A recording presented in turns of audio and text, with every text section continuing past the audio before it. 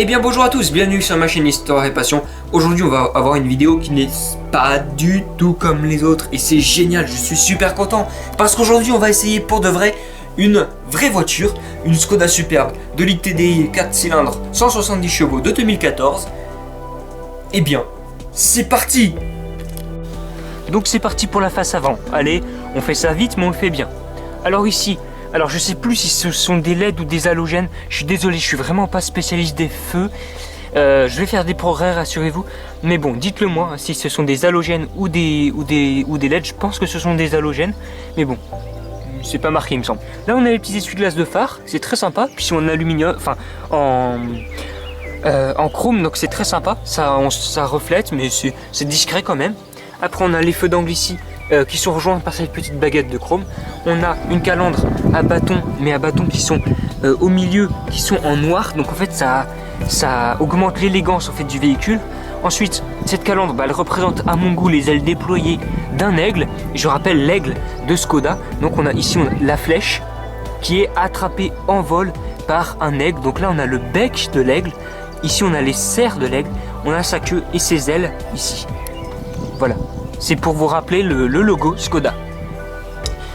Alors, les feux, bon, ils sont un tout petit peu, un petit chouïa agressif, mais c'est tout, c'est pas trop. Donc évidemment, on est dans le groupe Volkswagen, donc on a quand même des traits assez acérés, mais ça va. Alors pour le capot moteur, eh bien, on a cette ligne, cette nervure qui va rejoindre le premier bâton de calandre ici. Et vous le voyez, ici il y a une arête sur le haut de la calandre. Ensuite au milieu on a ce bosselage en fait qui vient rejoindre le milieu de la calandre avec le logo ici. Et ce bosselage accentue en fait la musculature du capot. Donc on a fini pour l'avant. Ensuite on passe aux jantes. Je trouve que les jantes sont bien, elles sont pas extraordinaires mais je trouve qu'elles vont bien avec le reste du véhicule. Ensuite on a cette ligne en fait qui va se poursuivre tout le long du véhicule et qui vient asseoir le véhicule. En fait là on a une ligne droite par-dessus le passage de roue qui est forcément arrondi, et en fait en design voilà, ça va contredire, la ligne droite va contredire la courbe et ça va l'accentuer. Et là ça va accentuer aussi la courbure de la carrosserie qui vient ressortir, et ça fait pas un bodybuildage mais ça fait un peu dans le même optique de musculature. Alors là on a une jolie petite bande de chrome qui vient lier les deux passages de roue, et puis elle est légère. Alors je suis pas forcément un grand fan du chrome, donc j'aime pas quand il y en a trop, mais là en l'occurrence voilà, ça passe très bien, puis ça diffuse un petit peu plus de lumière. Alors là après on a les fenêtres, les vitres qui sont cerclées de chrome comme sur de nombreuses voitures. Et puis là en fait grâce à cette pente assez raide lors de la découpe des portières et des vitres, et ça donne à la voiture un air beaucoup plus posé, un air beaucoup plus imposant. Alors on va passer juste à l'arrière qui est assez simple. Donc on a des feux assez simples mais ils sont quand même assez travaillés comme vous pouvez le voir. Et puis ce sont des feux, ils sont sympas. Alors quand ils sont allumés, on les voit bien surtout la nuit, c'est très joli. Franchement c'est des feux qui sont puissants, mais vraiment vraiment puissants, et c'est un très très très sympathique. Alors là on a une petite écriture superbe, on a un petit logo 4x4. Alors c'est un petit logo mais c'est un 4x4 qui envoie du steak. Alors là vous le verrez pendant l'essai, mais je peux vous dire qu'il y a un petit logo mais il y a un gros 4x4, ça c'est sûr. Alors là vous avez Skoda, bon, avec le S vous êtes sûr que c'est une marque tchèque. Alors je vais vous ouvrir le coffre. Voici les clés, les clés Skoda. Les voilà, donc des clés normales du groupe Volkswagen. Voilà, on va ouvrir ce fameux coffre. Alors attendez, j'essaye juste de voir si... Non. Ok, c'est bon, c'est ouvert. J'ai essayé d'ouvrir le coffre, mais bon, c'est pas grave, ça c'est pas ouvert. Mais voilà. Voilà, alors on a une malle normale, comme sur les berlines. Donc là, comme vous pouvez le voir, il y a deux pneus qui sont rentrés. Donc voilà, lui il touche au fond, lui il touche ici, il touche à droite et l'autre touche à gauche. Donc en fait, ça vous donne exactement la grandeur du coffre. Donc moi, je peux rentrer dedans. Je fais environ 1m80, donc je peux rentrer dedans et faire ma sieste. Et franchement, je dis pas ça pour rigoler, c'est vraiment vrai. Alors là, bon, on a toc toc toc toc, le petit comment dire, bon ça c'est en alu, c'est la petite barre là d'entrée dans le coffre. Donc la finition, elle est super, Franchement, c'est super finition. Là, on a les petits crochets pour attacher quelque chose. Là, après, normalement, on a un filet, voilà, qui vient se rattacher, je crois, par-ci, par-là. Là-dessous, il y a un rangement supplémentaire du coffre, comme s'il n'était pas assez grand, mais on peut pas le soulever parce que je peux pas enlever les pneus là. Et puis, je vais vous montrer une petite surprise que nous a réservé Skoda. Surprise détail que cette Superbe ne partage uniquement qu'avec la BMW série 5 grand coupé. C'est, voilà, double ouverture du coffre. Donc là, on a un très grand haillon. Puis regarde, ça permet d'aller jusqu'au fond du coffre. Donc là, après, on a un petit filet de rangement très sympathique. Puis regardez-moi la finition tout en moquette, parfait. C'est bien fini. Il n'y a rien à dire. Enfin, regardez l'assemblage là du plastique et de la moquette. Ça, à l'œil, il n'y a rien qui choque et tout ça, c'est super bien assemblé. Franchement, il n'y a rien qui bouge, aucun souci là-dessus. Et là, hop, on a une petite languette qu'on peut tirer pour fermer le coffre. Et oui, petit détail du coffre, voilà. Ça se relève ici, ça fait comme s'il y avait... Ça ajoute un petit peu de dynamisme et d'élégance à la voiture. C'est super. Et moi, voilà, ça me plaît bien. Donc, on passe à l'intérieur. Donc là, on est sur les contreportes. Donc là, on a du plastique moussé tout le long ici. Plastique moussé, voilà. Après, on a une petite baguette. Alors, je ne sais pas, ça... En fait, ça ressemble, vous savez, aux façons de bois dans les voitures. Mais c'est pas du bois. Enfin, ça ressemble pas à du bois, quoi. C'est gris. Alors là, hop, cuir ici. Belle boîte à gants là-dessous. Ensuite, on a les petites commandes. Voilà, blablabla. Et... là, on a un petit seuil de porte signé Superbe. Et puis aussi, j'ai oublié de le dire, on a une petite lumière généralement qui s'allume quand on ouvre la porte. La nuit, ça se voit bien. Alors là, dès que j'ouvre la porte, le siège, c'est réglé. Pourquoi? Et parce que il est paramétrable pour 3 personnes. Donc là, 7. Là, 1, 2, 3 personnes. Et après, voilà, on a les réglages électriques des deux côtés. Donc, siège en cuir noir. Voilà. Siège chauffant. Je sais pas s'il est ventilé, mais en tout cas, il est chauffant. Ensuite, on a un beau volant qui fait bien volant de grosse berline. C'est sympa. Voilà, beau volant. C'est pas un volant à méplat, mais il n'y a pas besoin, c'est pas une voiture sportive. Je rappelle aussi les petits détails de chrome comme ici. Là, sur la boîte de vitesse, ici. Et en fait, c'est très important dans la voiture parce que ça va rediffuser la lumière, surtout quand on a une voiture avec un intérieur noir.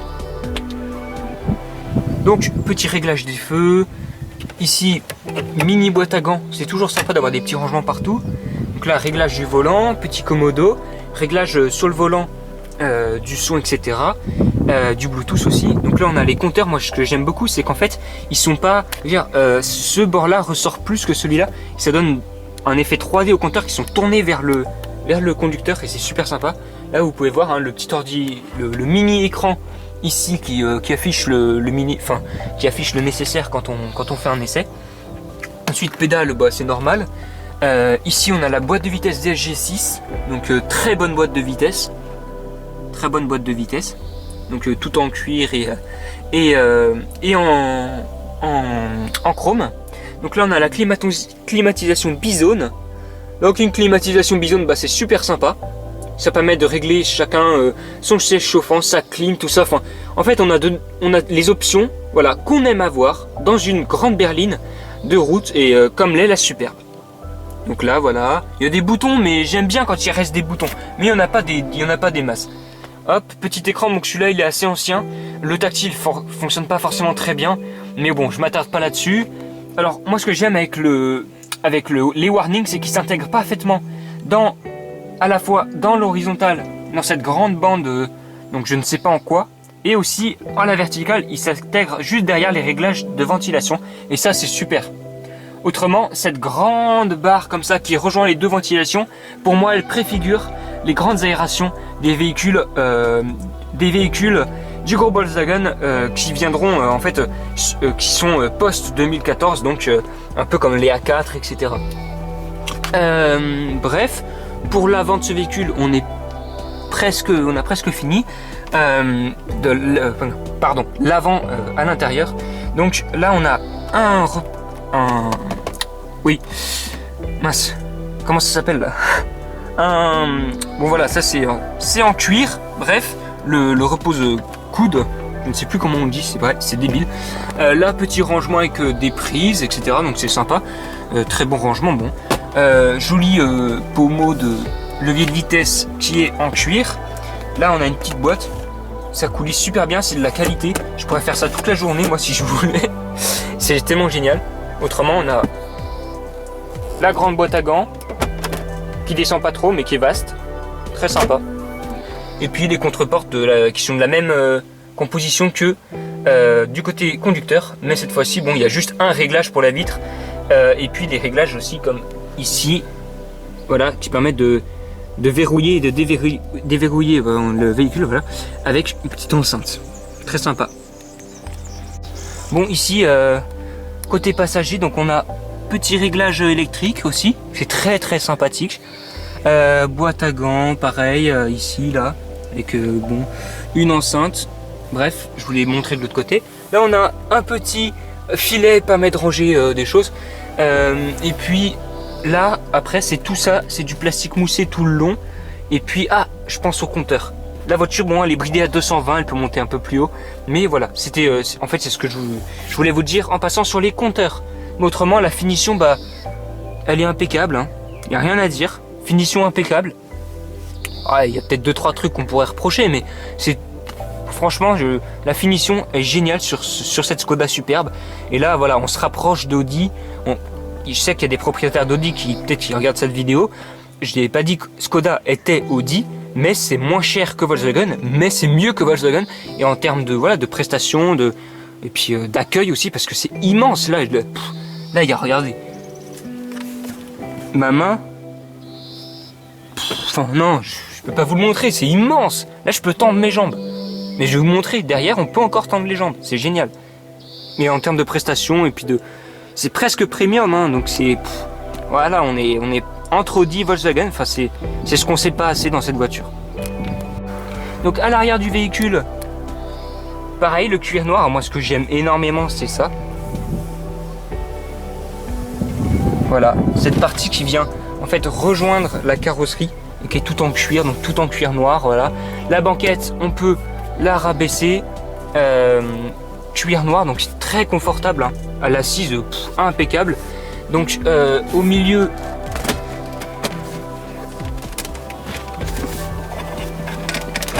attendez, c'est un peu compliqué. Hop, j'enlève les papiers. Désolé, hop, voilà. On peut voir le coffre, donc il y a la trappe à ski. Voilà, petit coffre, la moquette du coffre, voilà. Et puis quand on est fatigué, voilà, et qu'on a besoin de poser son bras, et ben on a joli, voilà, une jolie plateforme tout en cuir. Et bon, on peut l'ouvrir si on veut ranger quelque chose, comme ici. Et sinon, ici, voilà, on a des petits rangs, on peut poser un gobelet, etc.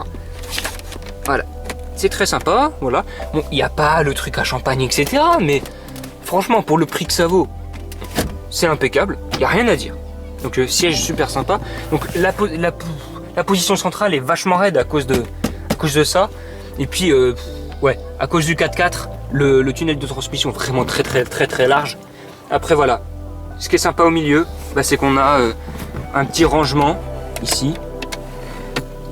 On a l'allume-cigare et on peut régler. Donc en fait, chacun des passagers de droite et de gauche en fait peut régler en fait la température de son siège, donc siège chauffant aussi à l'arrière. Ça c'est important. Après, ce qui est pour ce qui est de la place aux jambes, c'est tout simplement gigantesque. En fait, je suis désolé, vous allez voir que je suis nu-pied. Va nu-pied, voyons. Que fais-tu? Voilà. Bon, mes pieds, vous les voyez pas trop. Voilà. Et ben, je peux les ranger dessous, puis voilà. C'est impeccable, c'est super confortable. Et ah oui, je pensais au rangement. Il y en a un qui est juste derrière la boîte de vitesse. Donc vous voyez une petite barre en chrome et puis en fait le petit tiroir, voilà, vous voyez le fond en dessous de la ventilation. Ben voilà, c'est un petit tiroir que vous pouvez pousser pour ranger quelque chose dedans. Puis là, bah voilà, je suis assis comme un roi dans cette superbe. Elle porte bien son nom, elle est superbe. Enfin c'est, en fait j'ai envie de passer la journée ici. Donc au revoir, hein. J'espère que vous avez aimé la vidéo. Puis là du coup on va pouvoir dormir un petit coup. Bon, je rigole, bien sûr. Mais voilà, c'est ça qui est génial avec cette routière. C'est vraiment, elle est vraiment prévue pour ça. Franchement, ça fait très plaisir. Oui, là-haut, on a les petites lumières qui se sont allumées. Comme à l'avant d'ailleurs. Et à l'avant, je vais oublier de vous le dire, il y a un petit range lunettes soleil. Franchement, c'est l'impression que c'est fait exprès pour ça. Et franchement, c'est super sympa. Et maintenant, on va passer à deux petits détails sympas chez Skoda. Allez hop, c'est parti. Donc voilà pour les petits détails, on y va. Donc premier détail majeur sur cette voiture, eh bien c'est le parapluie, voilà, signé Skoda Auto avec plein de petits S partout là. Donc aujourd'hui il fait super beau, mais en vrai c'est super pratique parce que toutes les voitures devraient avoir ce genre de choses. Autre petit détail sur cette voiture, voilà, c'est ce petit clip en fait qui vous permet de placer un petit papier ou quelque chose comme ça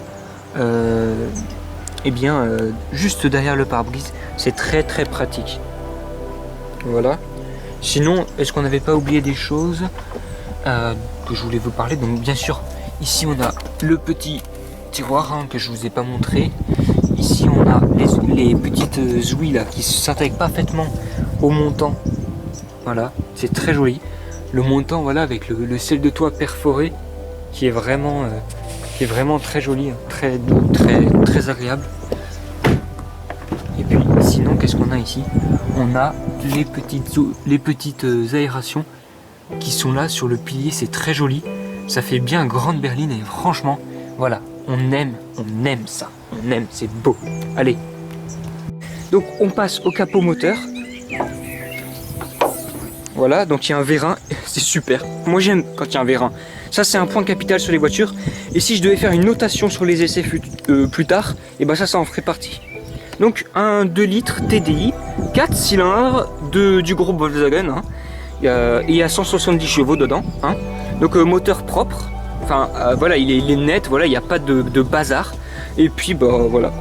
Je l'ai ouvert pour qu'on voit le moteur, moi j'aime bien le faire, parce que c'est nécessaire, mais voilà, les plastiques là, c'est bien fait, il n'y a rien à dire.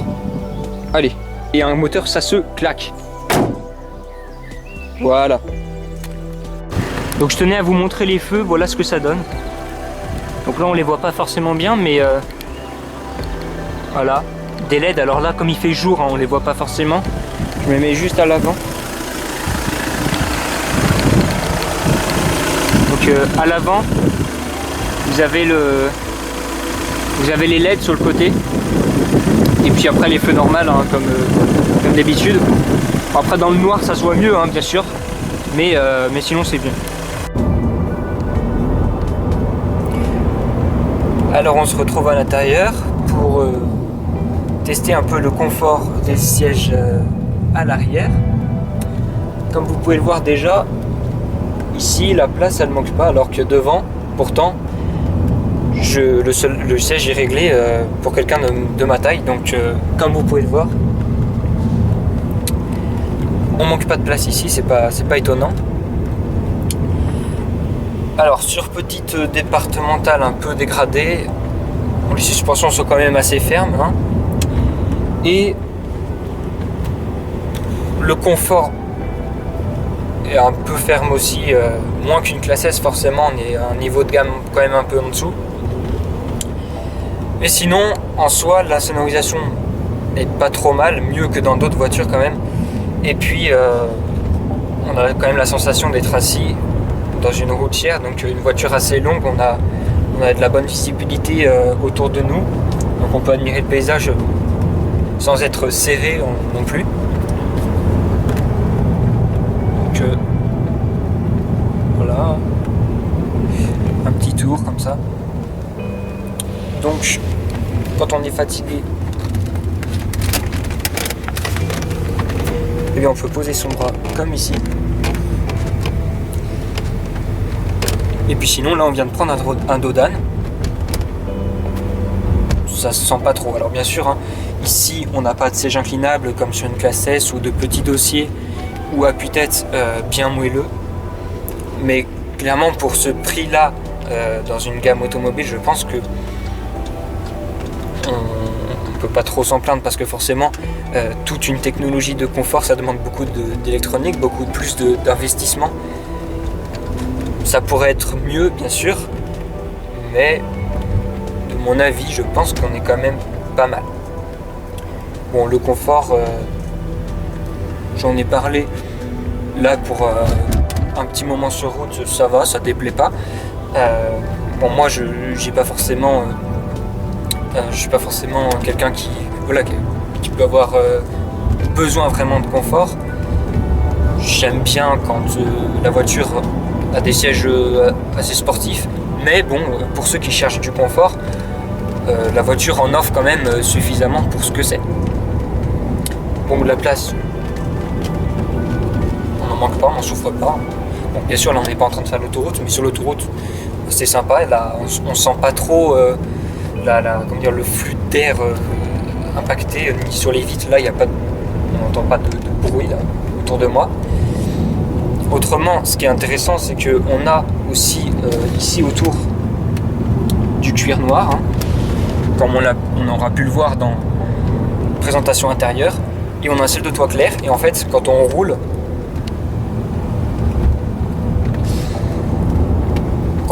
et ben on a devant nous le pare-brise, les fenêtres qui sont à côté de nous, bien sûr, pour nous éclairer, mais on a en fait le ciel de toit qui va récupérer la lumière et la diffuser à peu près à hauteur de la tête, tandis que les cuirs noirs vont être assez apaisants, ils ne vont pas exciter le regard, donc en fait on va pouvoir se reposer.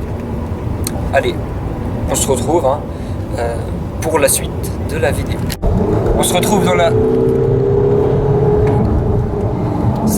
Ça pousse et ça tire en même temps parce que quand il y a besoin d'effort, il y a le 4x4. Là on est en virage.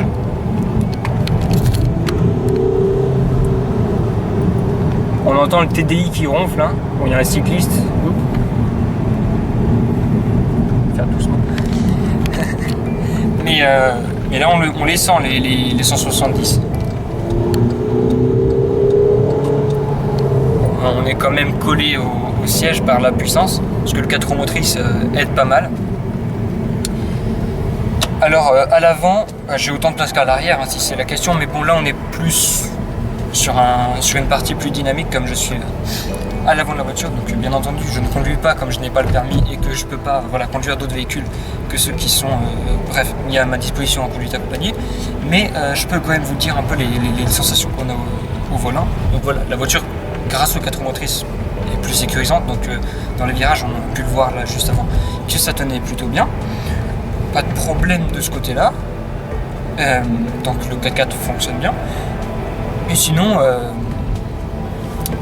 en termes de sensations à la place du passager, dans les accélérations ça pousse fort, on le sent, donc c'est pas une voiture qui va camoufler tout ce genre de choses, mais par contre le confort on pâtit pas de façon très, très forte, hein. On reste quand même assis dans un bon fauteuil, et puis là on roule très peu, et puis on croirait presque que la voiture va s'arrêter. Donc c'est ça l'avantage d'une voiture faite pour les grands trajets. C'est calme, reposant. Là par exemple on n'entend pas trop de bruit, alors que dans une autre voiture essence, etc., là on retrouverait beaucoup plus de sensations. Donc on continue un petit peu de route, et puis après on se retrouve pour la suite. Donc ça y est, on arrive en fin d'agglomération et on arrive à une petite route sympathique, hein, qui va pouvoir faire l'effet de la conduite un peu plus dynamique cette fois-ci, comparé au confort des places arrière. Donc ça y est, j'ai visuel sur le panneau de sortie et on va bien voir un peu comme le 4x4 et puis la puissance de la voiture. Oh là là, hop, tout de suite ça marche.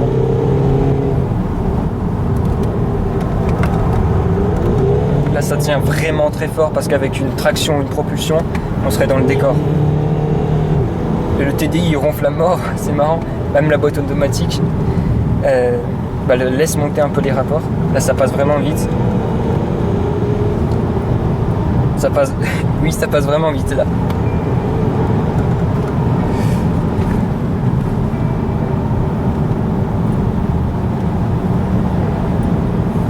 Donc là c'était les quelques virages du coin qui sont assez sympathiques. Mais là on va se calmer et puis on va continuer un peu la vidéo. Et puis de toute façon je vais vous faire un tout petit récapitulatif à la fin. Allez.